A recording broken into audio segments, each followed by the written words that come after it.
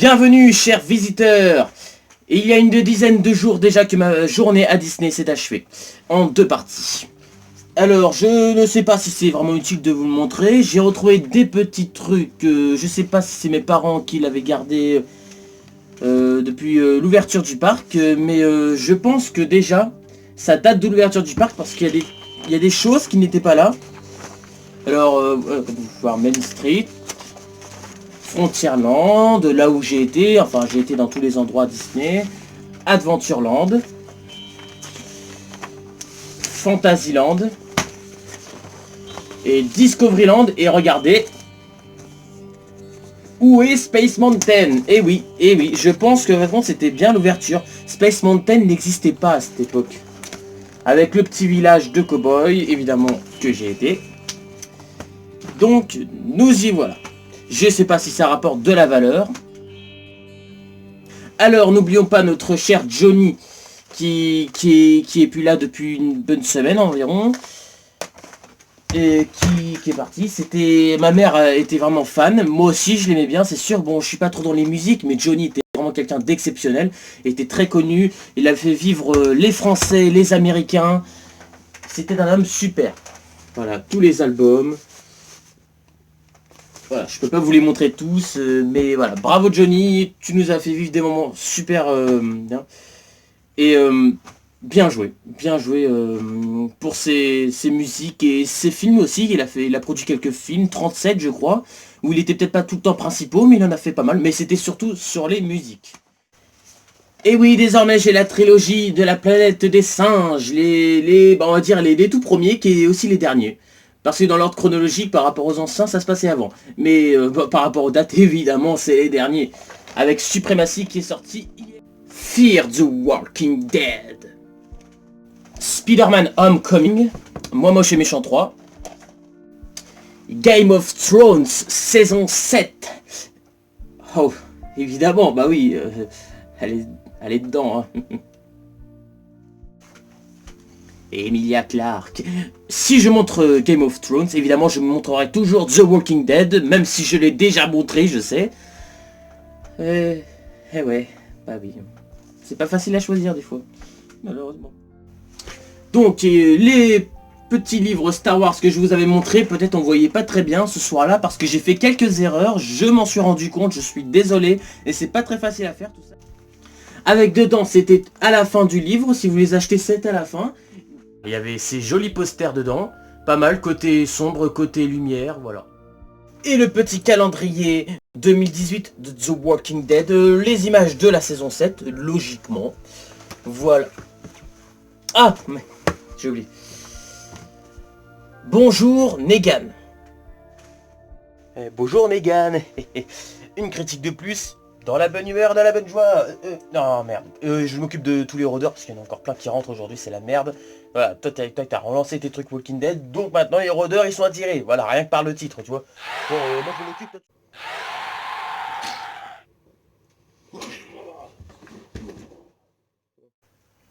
Ouais, bah, casse pas tout, hein, fais attention. Ouais. T'inquiète pas, ça ira. Oui, bah oui, justement, je m'inquiète, ouais. Bonjour Lucille. Très bien, nous allons commencer l'analyse de la saison 8 de l'épisode numéro 7 de The Walking Dead. Alors tout commença avec notre cher Rick Grimes. T'inquiète pas Lucille, on songera et personne ne se mettra en travers de notre chemin. Personne. On va le tuer. Tu veux pas la fermer un peu là? Y'en a marre. On entend que toi, parle normal. Ouais, donc je disais... Rick, enfermé chez Jadis. Elle ouvre le conteneur parce qu'elle l'avait enfermé dans un conteneur, comme je vous l'avais dit, à part si vous avez pas très bien entendu ce jour-là, parce que c'est vrai que je me rappelle toujours encore. Alors, ils ont ouvert le conteneur, et elle voulait faire une sculpture de lui. Il était en slip, en calbar, très bien, allez, et bah c'est parti, on fait une statue de Rick en calbar. Le plan donc de Jadis, donc elle veut pas. Voilà, pour l'instant elle veut pas aller du côté de Negan ou je sais pas. Eugène reçoit Dwight en visite. Dwight lui a dit Negan est fini, les sauveurs sont finis. Maintenant tu te ranges de notre côté ou tu meurs avec tout le monde. Mais ce serait pas la meilleure de toutes les idées. Eugène, Essaie de tilter là-dedans. Donc Eugène était retourné dans l'endroit, un sacré bordel dans le sanctuaire. Il y a un endroit où il y a plein d'affaires rangées. Il a revu le cercueil de Sacha, là où elle était morte. Et il a retrouvé le petit iPhone, le petit MP3 qui est dedans pour qu'elle écoute de la musique. Il l'a pris, il s'en est servi pour essayer d'attirer tous les rôdeurs pour qu'ils lâchent le sanctuaire et qu'ils s'enfuient. Eugène est plutôt du côté de Negan pour l'instant, mais vu qu'on est toujours surpris dans la série, on sait jamais. Il a construit une espèce de petit oiseau, enfin je sais pas ce que c'est. Dwight est arrivé à ce moment-là, il a tiré sur le bidule, mais trop tard. Les rôdeurs ont sans doute eu le temps d'entendre le bruit et se sont échappés du sanctuaire. Comme si ça ne suffisait pas, ce con de Daryl, ce crétin, cette andouille, tout ce que vous voulez, je ne sais pas ce qu'il a appris. Il a utilisé un camion et est rentré à fond dans le sanctuaire. Bravo Daryl. Mais non, espèce d'idiot, maintenant il va aller chez Rick, chez tout le monde. Et voilà, on est dans la merde à cause de toi. Merci Daryl. Et Tara aussi, tiens, ouais, celle-là aussi est avec lui. Hein, au moins Rosita, cette conne, c'est peut-être une conne, mais cette fois-ci, elle n'a pas décidé d'y aller. Voilà, avec Michonne qui est si parti. Mais qu'est-ce qui t'a pris Daryl? Mais qu'est-ce qui devient con lui? Mais qu'est-ce qui devient con? Déjà il s'était battu avec Rick il y a pas longtemps. Et il fallait que ça recommence, vas-y. Mais c'est génial. Moi je l'aime bien Daryl, j'ai rien contre. Mais qu'est-ce qui lui a pris de faire ça? Le plan marchait à merveille. Rick avait prévu un plan, Daryl l'a pas écouté. Non mais... oh Daryl, bon après il fallait bien qu'il se passe quelque chose, c'est sûr. Parce que si Negan, du début à la fin de la saison, est retenu prisonnier, ça n'a aucun sens. Il fallait bien qu'il s'évade au bout d'un moment. Morgan était avec eux, alors lui il voulait tuer tous les sauveurs. Morgan, mais s'il te plaît, essaye de réfléchir aussi Morgan. Sérieux, on pouvait pas faire ça, non, Morgan. Donc Rick est sorti du conteneur, jadis et ses Gargenskis préparaient quelque chose avec un rôdeur. Rick a défoncé au moins 3 Gargenskis. Il a mis jadis à terre près de la tête du rôdeur, enfin il avait tranché la tête, oui, enfin, Rick était très puissant, il était très fort. Et il a proposé le nouveau marché, et jadis a accepté parce que bon évidemment tu vois une tête de zombie qui est prête à être bouffée, évidemment tu te dis ok d'accord j'accepte. Ils se sont rendus devant les lieux, il y avait un homme pendu aussi, un homme pendu qui était en train de se faire bouffer le bide par des rôdeurs. Suspense, là on comprenait pas trop, il est monté en haut, et il a remarqué bien évidemment que le sanctuaire, bah oui, les rôdeurs étaient tous empilés, et ils ont pu s'enfuir, et là Rick tilt, et s'est dit mais c'est pas vrai, mais c'est qui encore le con qui a fait ça? Oh. Voilà, fin d'épisode 7. Épisode 8, après la pub. Oh, j'avoue, au début c'était pas facile, hein. C'était même très compliqué. Il me cherchait souvent, comme vous l'avez vu de toute façon. C'est quand même un sacré capricieux, hein, quand j'y repense.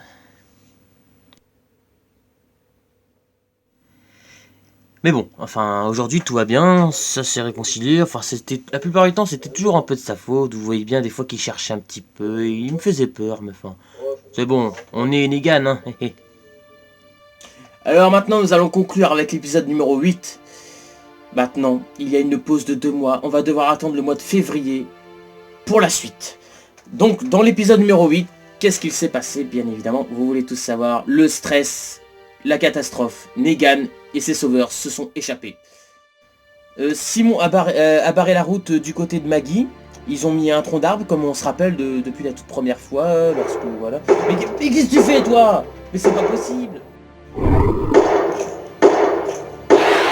quoi? Ça va, j'ai dit... Oh, mais cassez ta baraque. Oh, il va tous... Regardez, il va tout me salir, ce crétin.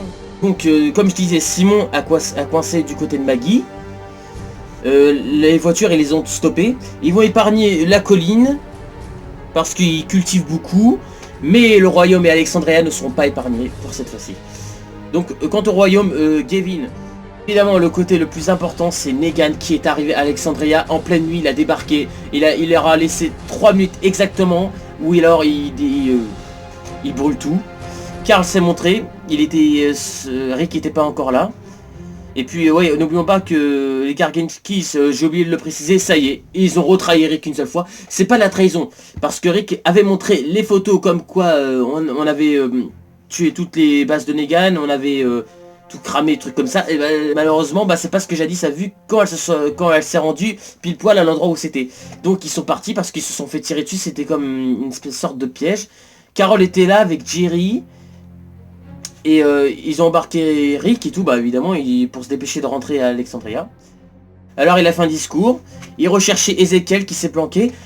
Ezekiel, au dernier moment, a dévoilé sa partie, il a foutu le feu partout, et il a utilisé un camion pour essayer de, je sais pas, faire un petit peu de bordel, mais bon, ça a servi à rien, puisqu'il s'est fait attraper, il s'est fait choper.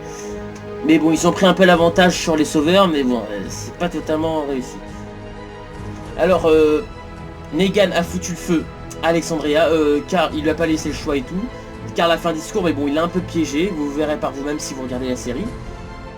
Donc, quelques minutes après, ou quelques heures, je ne sais pas trop, Rick est rentré à Alexandria, et il cherchait Michonne, son fils, et c'est normal. Ah ouais, on nous a foutu un de ces combats entre Negan et Rick, c'était génial. Salut Rick. Negan vs Rick. Oh non, arrête de me faire chier. Quoi? Comment tu parles à ton maître? Quoi? Attends, tiens, mets-toi à genoux. Non mais attends. Voilà, maintenant tu restes assis. Ouais, tu me baisses les pieds, t'as compris? Ouais, tu fais quoi? Tu dis, t'as compris? Dis ça à ton maître, dis que t'as compris. Oh putain! Enfoiré! Non! Putain, saloperie, cowboy de merde! Fous-moi le camp là! Rends-moi ma patte, enfoiré! Ça, c'est la patte du serial killer. Tiens, tu as vu ce joli doigt? Il va entrer où je pense. Oh bah super, voilà, tu casses tes fenêtres et après tu dis que c'est de ma faute. Il fallait choisir avant de faire le con. Bon, t'inquiète pas Lucille, on l'aura. J'ai bien aimé, c'était génial, mais dans la suite ils vont se battre, ça va être beaucoup plus... Et pour finir, nous avons assisté à une mort tragique. Carl, depuis 7 saisons et 1 et demie, on a insisté à lui.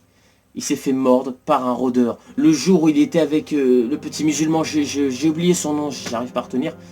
Il s'était fait mordre ce jour-là à mon avis.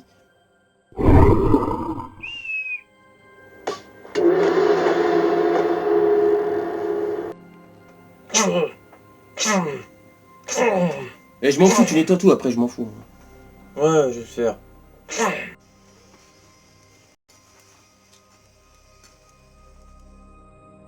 C'est pas vrai, je sens que je vais vomir. La prochaine fois, tu pourras éviter d'en faire trop. Tiens, regarde, il y en a partout. Ah bah ça va, si tu pouvais m'aider aussi. Je sais que t'as besoin de faire des critiques et trucs comme ça, mais moi il y a plein de rôdeurs qui rentraient, je pouvais rien faire. Ok, bon, au lieu de causer, prépare l'aspirateur et des chiffons parce que t'en auras besoin. Et merde, j'ai du boulot.